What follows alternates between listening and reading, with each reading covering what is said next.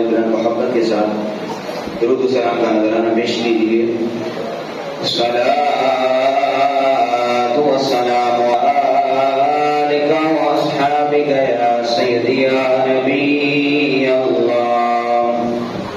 الصلاۃ والسلام علیک یا سیدی یا رسول اللہ.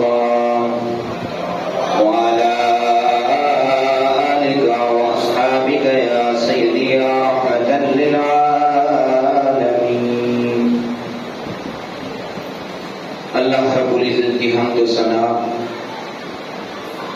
اور حضور جان کائنات سرور انبیاء صلی اللہ علیہ وسلم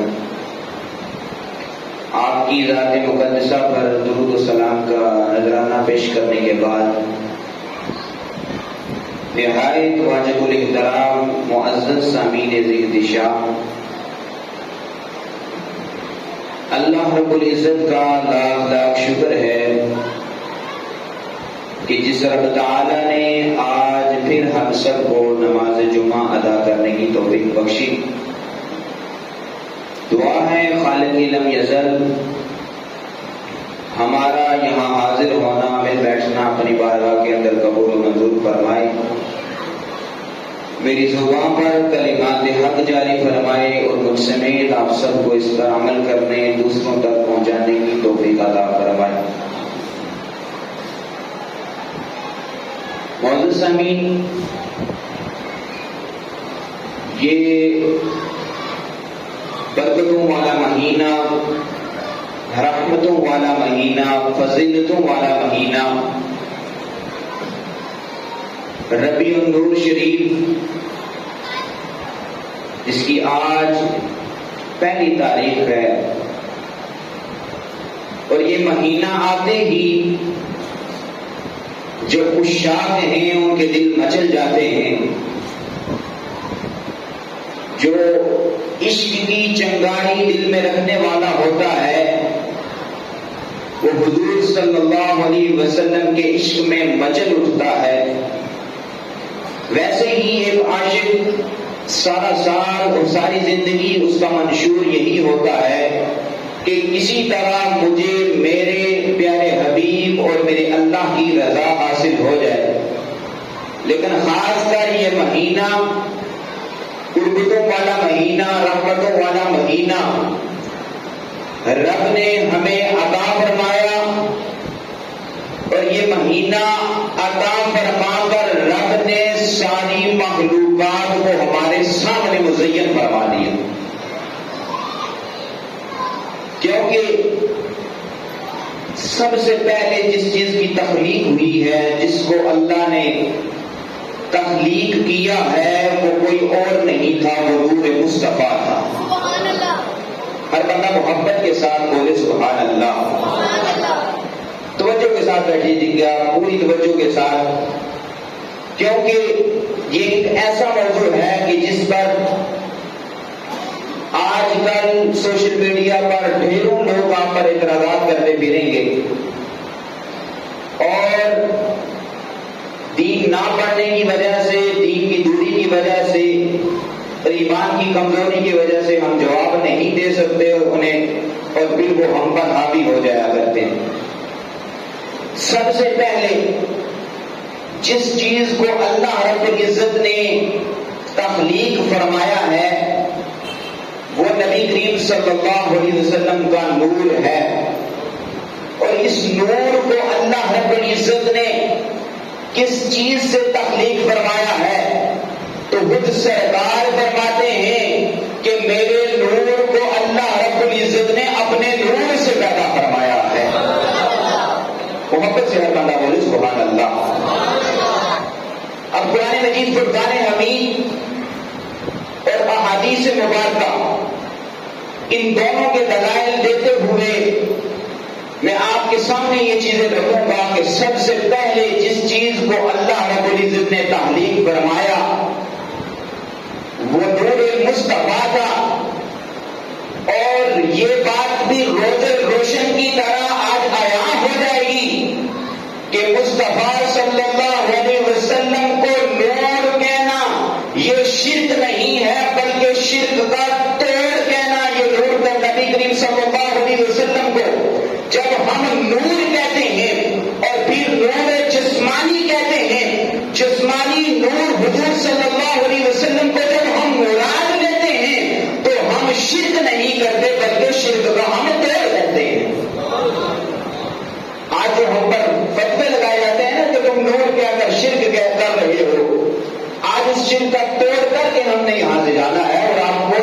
یہ سمجھ بھی آنی چاہیے۔ اللہ رب العزت نے اپنے پیارے کلام قرآن مجید فرقان حمید کے اندر ارشاد فرمایا، یا اہل الکتاب قد جاءکم رسولنا یبین لکم کثیرا مما کنتم تخفون من الکتاب ویعفو عن کثیر۔ اور آگے جو تقریر کا موضوع ہے اس کی طرف فرمایا، قد جاءکم من اللہ نور و کتاب مبین، کہ تحقیق اللہ کی طرف سے تمہارے پاس اس کا نور اور قرآن مجید نازل ہو چکا ہے۔ اللہ رب العزت فرما رہا ہے کہ بے شک تمہارے پاس اللہ کی طرف سے نور آیا ہے اور روشن کتاب آئی ہے۔ یہاں پر واضح الفاظ میں نور کا لفظ مراد لیا گیا ہے، اور یہاں بھی کچھ لوگ پر اعتراض کرتے ہیں، اور پھر علماء کثیر تعداد میں ایسے علماء ہیں جنہوں نے اس کی تفسیر کرتے ہوئے یہ فرمایا ہے کہ یہاں پر جو آیا ہے رب نے فرمایا قد جاءکم من اللہ نور، کہ تحقیق رب کی طرف سے تمہارے پاس نور آ گیا، تو علماء فرماتے ہیں اس نور سے مراد مصطفیٰ کریم کی ذات مبارکہ ہے۔ ہر بندہ محبت سے یہ سبحان اللہ۔ اب اس پر ہمارے جتنے بھی علماء ہیں ان کے میں اقوال آپ کو سامنے عرض کر دیتا ہوں۔ فقیہ ابو اللیث سمرقندی رحمۃ اللہ تعالی علیہ آپ فرماتے ہیں کہ اس نور سے مراد کیا ہے؟ تم اس نور سے مراد کوئی اور لیتے ہوگے، لیکن ہمارے جو عشق رکھنے والے علماء ہیں، جو مفسرین کرام ہیں، انہوں نے کیا نقطہ بیان کیا ہے؟ فرمایا یہاں جو رب نے نور کا ذکر فرمایا ہے، ابو لیث سمرقندی رضی اللہ تعالیٰ عنہ آپ فرماتے ہیں نور سے مراد وہو محمد صلی اللہ علیہ وسلم والقرآن، فرمایا نور سے مراد حضور کی ذات مبارکہ ہے اور کتاب سے مراد قرآن مجید ہے۔ یہاں پر انہوں نے واضح کر دیا، فرمایا کہ اپنے قد جاءکم من اللہ نور و کتاب مبین، تو ابو لیث سمرقندی رضی اللہ تعالیٰ عنہ فرماتے ہیں یہاں پر نور سے مراد حضور صلی اللہ علیہ وسلم کی ذات مبارکہ ہے، اور کتاب کا جو ذکر ہوا ہے اس کتاب سے مراد قرآن مجید ہے۔ اب دوسرا دیکھیے، علامہ حازم رحمت اللہ تعالی علیہ یہاں پر جو نور ذکر کیا گیا ہے لفظ نور، اس سے وہ کیا مراد لیتے ہیں؟ آپ لیتے ہیں، لکھتے ہیں یعنی نور سے مراد یعنی محمد صلی اللہ علیہ وسلم، یعنی نور سے مراد کوئی اور نہیں ہے بلکہ نور سے مراد حضور صلی اللہ علیہ وسلم کی ذات مبارکہ ہے۔ اور یہاں پر وہ وجہ لکھ رہے ہیں کہ یہاں پر حضور کو نور کس وجہ سے کہا گیا ہے، لکھتے ہیں انما سمی اللہ نورا، یہاں پر حضور کی ذات کو رب نے نور اس لیے کہا ہے لأنه یہتدی بہ کما یہتدی بالنور فی الظلمات، فرمایا کہ جس طرح اندھیرے کے اندر نور کے ذریعے انسان راستہ تلاش کرتا ہے، انسان اپنی منزل مقصود تک پہنچتا ہے، جہاں پر رب نے مصطفیٰ کو نور کہہ کر یہ بتا دیا اگر اندھیروں سے نکل کر روشنیوں کی طرف آنا چاہتے ہو تو مصطفیٰ کو نور ماننا پڑے گا۔ یہاں پر انہیں واضح فرما دیا، یعنی جس طرح تم نور کے ذریعے روشنی کے ذریعے کیا کرتے ہو، اندھیرا ہو تو نور وہاں پر چمک رہا ہو تو تمہیں وہاں راستہ مل جاتا ہے، تم اپنی منزل مقصود کی طرف جا رہے ہو، اندھیرا ہے، نور وہاں پر آ گیا تو تمہیں راستہ مل جائے گا، تم اپنی منزل مقصود تک پہنچ جاؤ گے۔ فرمایا سرکار صلی اللہ علیہ وسلم بھی اسی طرح نور ہے کہ آپ کا نور جو مسلمان گمراہی کی دلدل میں پھنسا ہوتا ہے، جو مسلمان اندھیرے میں ہوتا ہے، نبی کریم صلی اللہ علیہ وسلم کا نور اس کو اس اندھیرے سے نکال کر اجالے کی طرف لے آتا ہے۔ کیا بات ہے، یہ کیا خوبصورت ان علماء نے اس نور کی تشریح فرمائی ہے، دل کے کانوں کے ساتھ محبت کے ساتھ اس کو سنیے۔ فرماتے ہیں کہ اس سے مراد حضور صلی اللہ علیہ وسلم کی ذات مبارکہ ہے۔ اور علامہ جلال الدین سیوطی رحمۃ اللہ تعالی علیہ وہ یہاں سے کیا مراد لیتے ہیں، نور سے مراد کیا لیتے ہیں؟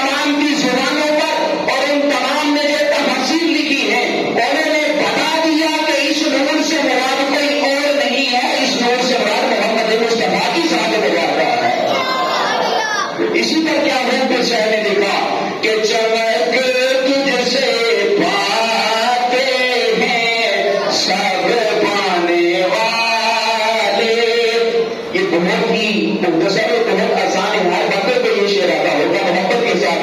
ہاتھوں کو اگر ہو سکے تو لہرا کر پڑھ لیجیے کہ چمک تجھ سے پاتے ہیں سب پانے والے, چمک تجھ سے پاتے ہیں سب پانے والے, میرا دل بھی چمکا دے چمکانے والے. محبت سے کہیں سبحان اللہ.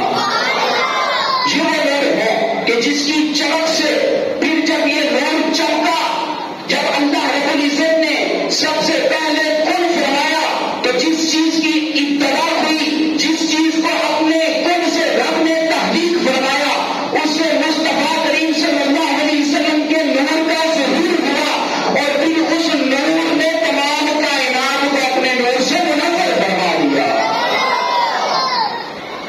اب یہاں پر ایک بات اور نقطہ ذہن میں رکھ لیجیے کہ جو نور ہوتا ہے وہ تو آلریڈی چمک رہا ہوتا ہے, کسی کو بتانے کی کوئی ضرورت نہیں ہوتی. مثال کے طور پر سمجھ لیجیے, جس طرح سورج روشن ہوتا ہے, کوئی بندہ آپ کو یہ کہے کہ سورج چمک رہا ہے تو کہیں گے تو وہ ظاہر بات ہے نظر آ رہا ہے, نور ہے, چمک رہا ہے. اسی طرح رات کو اگر چاند کی چاندنی پیک پر ہو, لائٹ لگ رہی ہو, آپ کہتے ہیں چاند روشن ہے, تو اس میں بھی کوئی بات نہیں ہوتی اور اس میں بتانے کی بھی ضرورت نہیں ہوتی. لیکن یہاں پر رب ہمیں کیا بتا رہا ہے, قد جاءکم من اللہ نور, تحقیق کے تمہارے پاس نور آ گیا. توجہ رکھیے گا, فرمایا کہ تمہارے پاس نور آ گیا. نور تو پہلے ہی چمکنے والی چیز ہوتی ہے, ایسے ہی ہے, سارے بولے ایسے ہی ہے. نور تو پہلے ہی چمکنے والا ہوتا ہے, تو پھر رب ہمیں کیوں یہ بتا رہا ہے قد جاءکم من اللہ نور, کہ تحقیق تمہارے پاس نور آ گیا. تو بعض جگہ ایسی ہوتی ہیں جہاں بتانا ضروری ہوتا ہے. وجہ کیا تھی, وجہ بھی سن لیجیے, کیونکہ جب سرکار صلی اللہ علیہ وسلم کے نور سے پہلے, آپ کی تحقیق سے پہلے ساری کائنات اندھیرے میں ڈوبی ہوئی تھی. ہر طرف گناہوں کا دور پھیلا تھا, زنا عام تھا, شراب نوشی عام تھی, انسانیت گمراہی میں پھنسی ہوئی تھی, انسانیت گمراہی کی دلدل میں نیچے سے نیچے جا رہی تھی. اور پھر اس دلدل سے نکالنے کے لیے رب نے یہاں قرآن مجید میں فرمایا, اور اے انسانیت تم اندھیرے میں ڈوبی ہوئی ہو, دیکھو قد جاءکم من اللہ نور, رشد و ہدایت کا نور طلوع ہو چکا ہے. یعنی بعض دفعہ انسان کو توجہ دلانی پڑتی ہے, تو رب نے انسانوں کو توجہ دلائی, تم گمراہی کی طرف جا رہے ہو اور اندھیرے میں ڈوبتے جا رہے ہو, وہ دیکھو آمنہ کے لال کا نور طلوع ہو چکا ہے. اس طرح اشارہ تھا.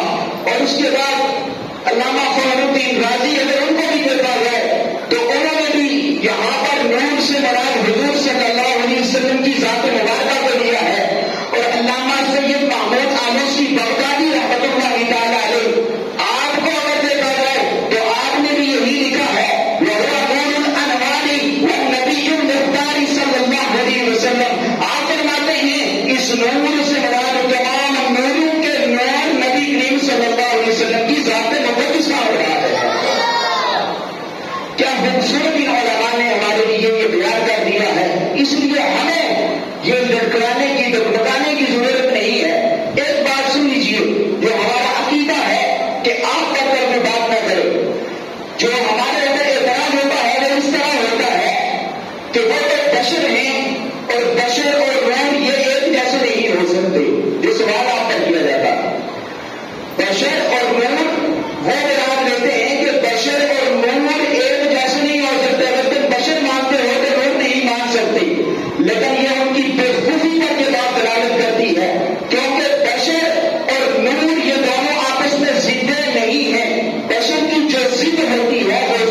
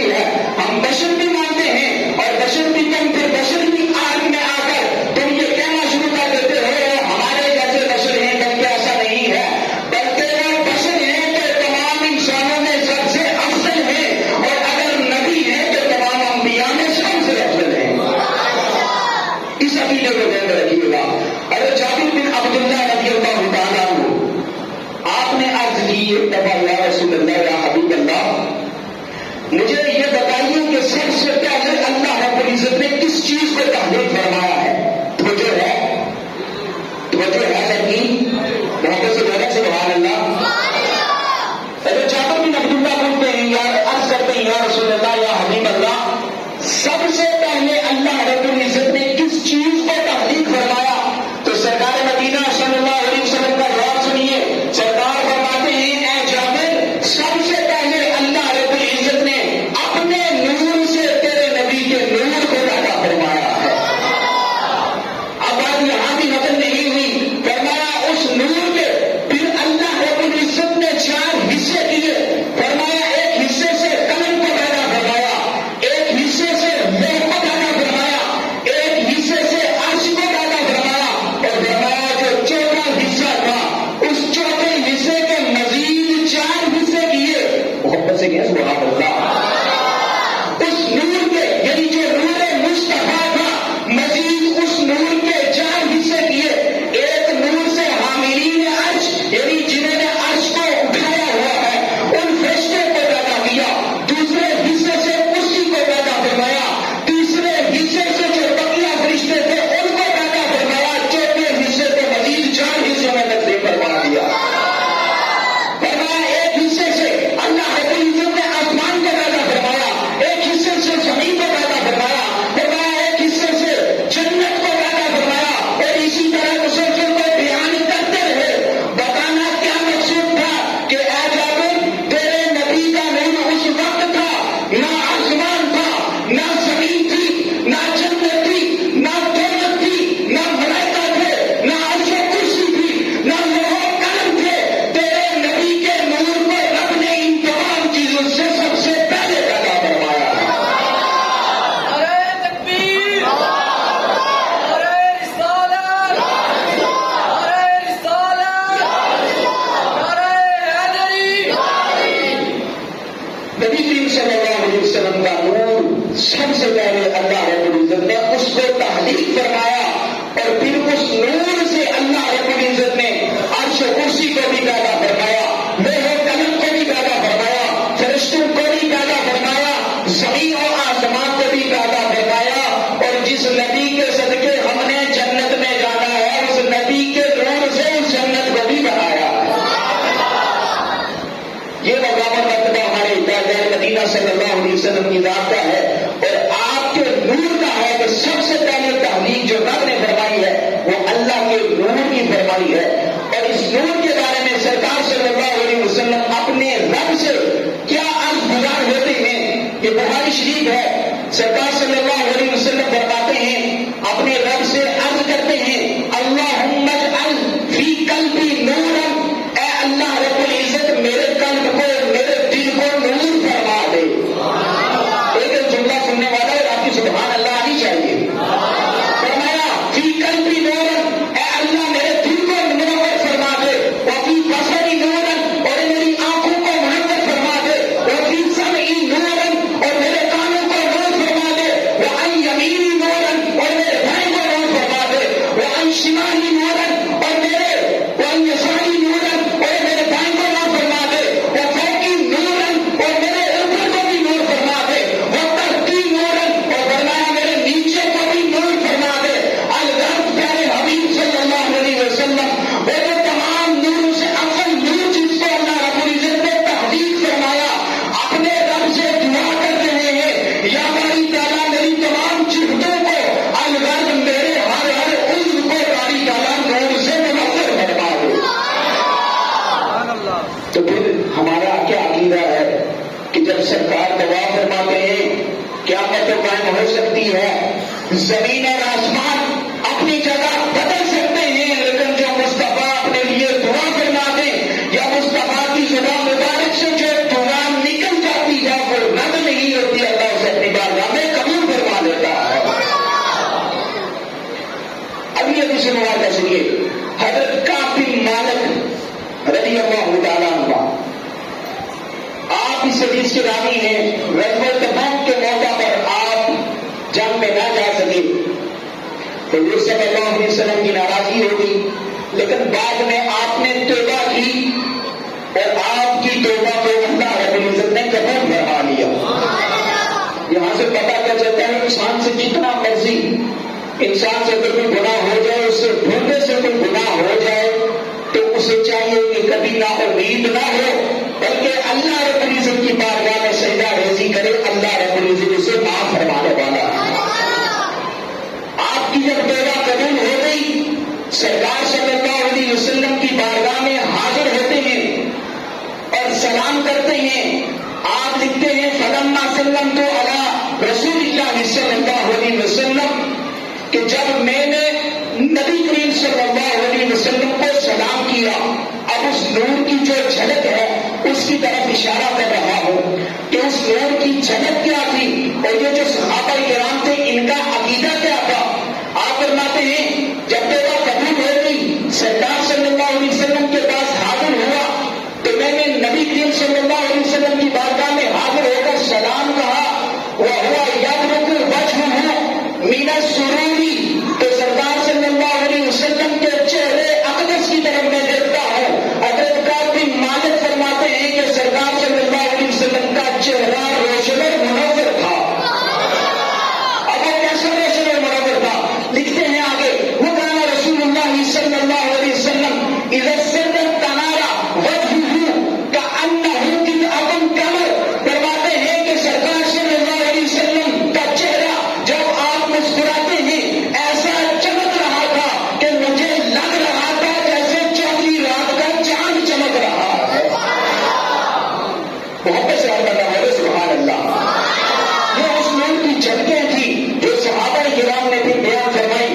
اور پھر یہ جو نور ہوتا ہے اس کی پھر دلیلیں لوگ مانگتے ہیں کہ دلیلیں دیجیے، اللہ اکبر۔ لیکن مصر کے عالم گزرے ہیں قربان جائے ان کی زبان پر، اور یہ جو اشاق ہوتے ہیں ان کی زبانوں سے ہی ایسے جملے نکلتے ہیں جو دلیلیں مانگتے ہیں کہ اس نور کی جب آمد ہوتی ہے، جب خوشی منائی جاتی ہے، اور آج ہم بھی اس خوشی کا تذکرہ کر رہے ہیں کہ یہ نور اللہ رب العزت نے ہمیں عطا کیا، تو اس نور پر جب ہم خوشیاں مناتے ہیں تو پھر وہ طرح طرح کے دلائل مانگتے ہیں۔ تو آپ نے ایک جملے کے اندر ہی تمام بات کو سمیٹ دیا۔ کیا لکھتے ہیں احتفال بمولد النبی صلی اللہ علیہ وسلم لا يحتاج الى دلیل۔ آپ لکھتے ہیں کہ یہ جو نور ہے، اس نور کی جو خوشی مناتا ہے اس کے لیے کسی دلیل کی ضرورت نہیں ہے، بل يحتاج الى قلب صحیح، بلکہ آپ لکھتے ہیں اس نور کی خوشخبری اور اس نور پر خوشی منانے کے لیے کسی دلیل کی ضرورت نہیں ہے، بلکہ بندے کا دل صحیح ہونا چاہیے۔ ایک ہی جملے کے اندر بات کو سمیٹ دیا، کہا کہ جس بندے کا دل صحیح ہے، جس بندے کا دل گمراہ نہیں ہے، جس بندے کا دل رب کے نور سے مصطفیٰ کے نور سے منفرد ہے، وہ پھر مصطفیٰ کے نور کی خوشیاں بھی مناتا ہے، اور پھر سرکار کی ولادت پر جھنڈے بھی لگاتا ہے، اور سرکار کی ولادت پر گھروں کو بھی سجاتا ہے، گلیوں کو بھی سجاتا ہے، اور جہاں ہوتا ہے وہاں سرکار کے نام کا لنگر بھی بانٹتا ہے۔ پھر وہ اس کے سامنے عشق ہوتا ہے، مصطفیٰ کی ذات ہوتی ہے، پھر وہ کسی دلیل کا محتاج نہیں ہوتا۔ فرماتے ہیں دل صحیح ہونا چاہیے، انسان کا اگر دل صحیح ہوگا کسی دلیل کو بھی اسے ضرورت نہیں ہوگی۔ اعلیٰ حضرت اللہ اکبر جب مصطفیٰ صلی اللہ علیہ وسلم کے نور اور آپ کی ذات مبارکہ کا ذکر ہو اور پھر اعلیٰ حضرت کی ذات مبارکہ نہ ہو تو پھر مزہ نہیں آتا ہے۔ آپ کیا لکھتے ہیں؟ سب سے پہلے سب سے اولیٰ ہو اعلیٰ ہمارا نبی، سب سے اولیٰ ہو اعلیٰ سب سے پہلا ہو اعلیٰ اپنے مولا کا پیارا، دونوں عالم کا دورہ۔ نور کے بارے میں آپ سے پوچھا گیا تو بتاؤ رشتہ کے اندر آپ لکھتے ہیں کہ میں سرکار صلی اللہ علیہ وسلم اپنے رب کریم کے ساتھ مخاطب ہیں، کیا گفتگو ہوتی ہے؟ رب کریم فرماتا ہے انت نور نوری، اے حبیب تو میرے نور میں سے ہے۔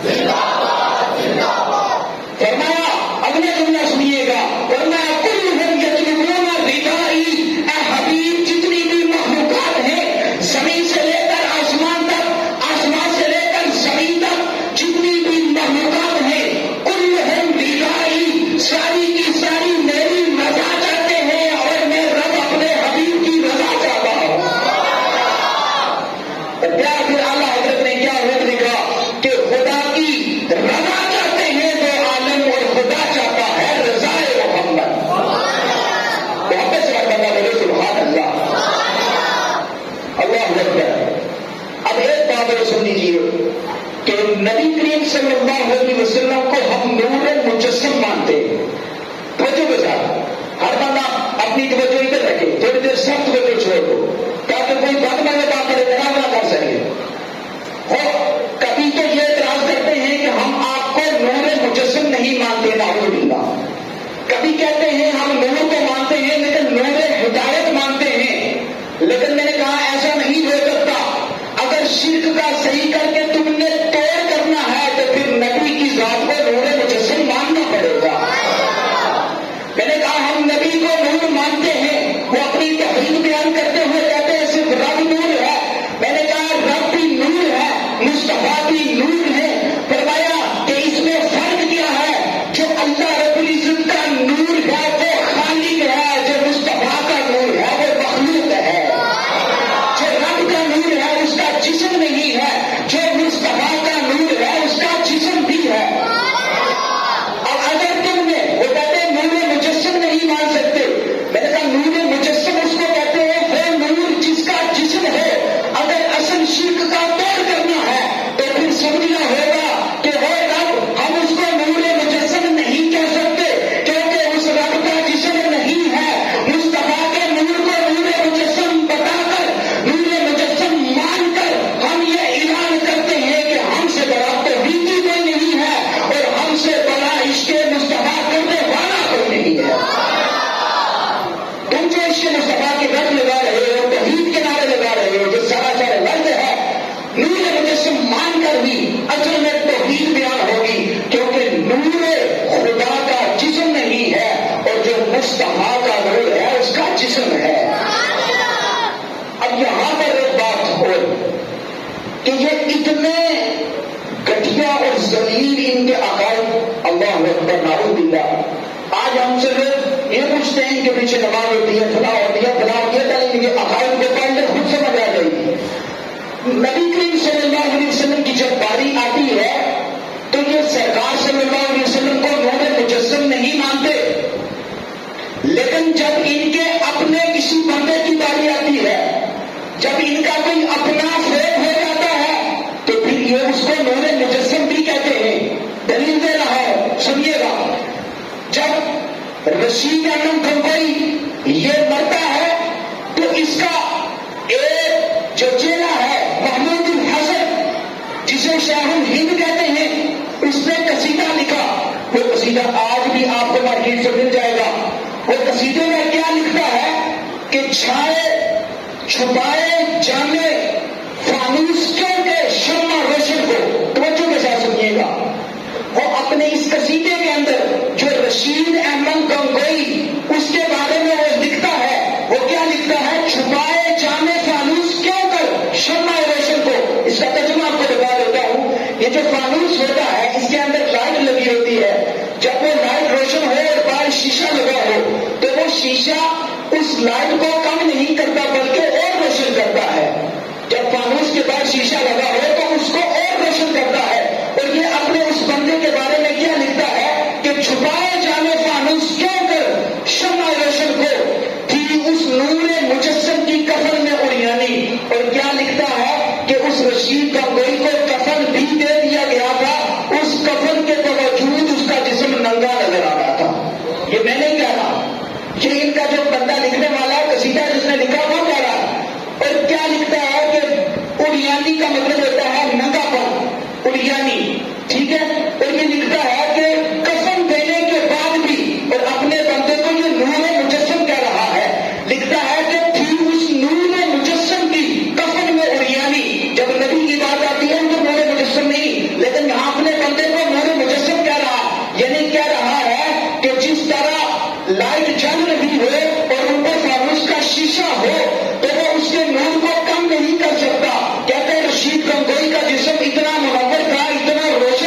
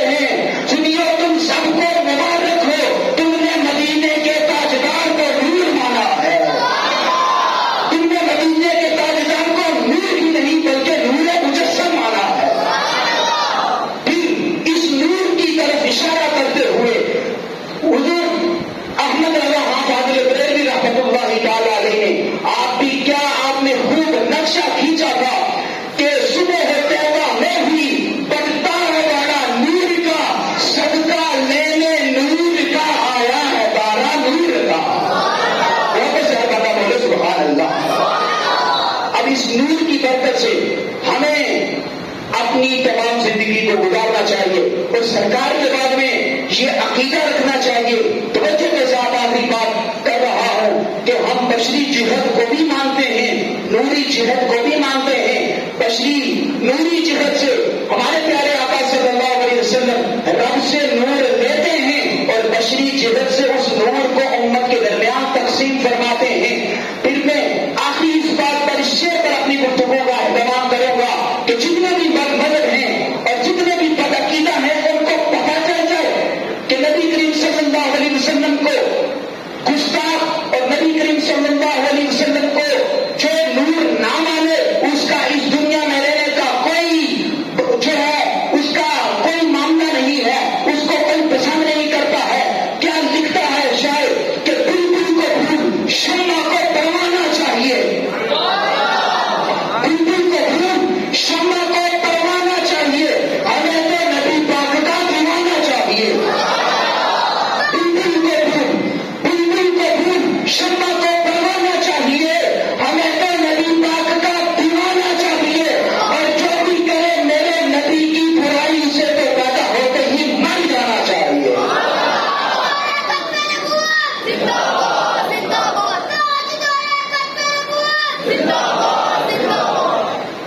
اللہ تعالیٰ ہمیں حضور صلی اللہ علیہ وسلم کے ساتھ پکی سچی محبت عطا فرمائے اور اسی محبت میں ہمیں جینا اور اسی محبت میں ہم سب کو بہت نصیب فرمائے.